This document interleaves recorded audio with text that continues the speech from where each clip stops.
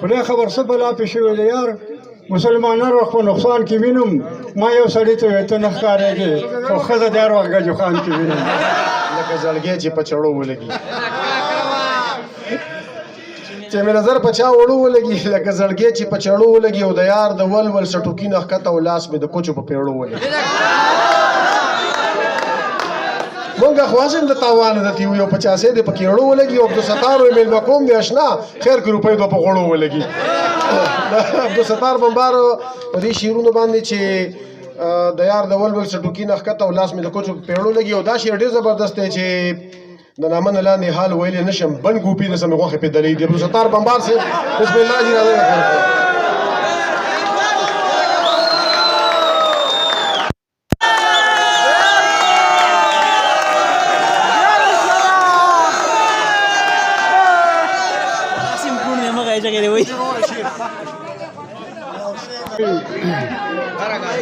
وای په وچه ډاګه دې مې د باسین اومنتو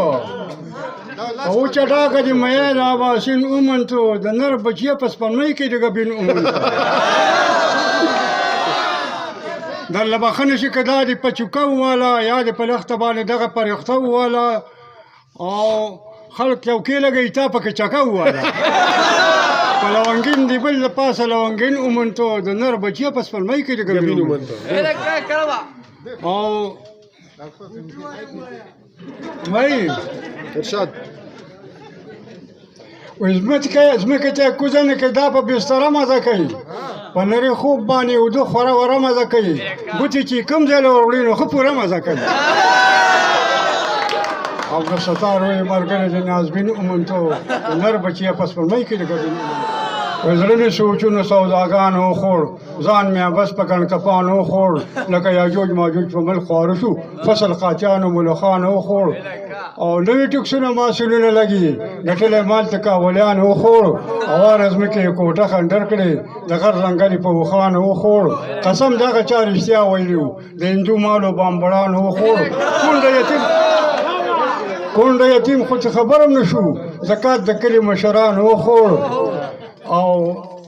مخلوق به سم په نارواو سر کې داسې قسم ورته مولیانو وخوړ پاکستان نه ده د مستو کټوۍ ده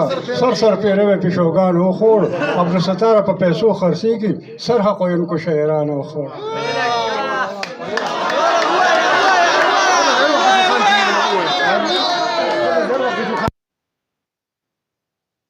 شعر دی جی وایي کلي سره مې وینا نرمه لګي لاس لګول مې د بې شرمه لګي عبدالستار وایي توکل په خدای دی هر څه چې کېږي زما ګرمه لګي او د یار په کلي بې تپوسه ورځم په ازمېري بې تپوسه ورځم عبدالستار وایي تجربه مې شوې ځکه په ښکلي بې تپوسه ورځم او دا ستا غلطۍ ټولې په ځان کې وینم ستا غلطۍ ټولې په ځان کې وینم فرعونې خوی پار یو خان کې وینم خدای خبر څه بلا پې شوې ده یار مسلمانان وخت په نقصان کې وینم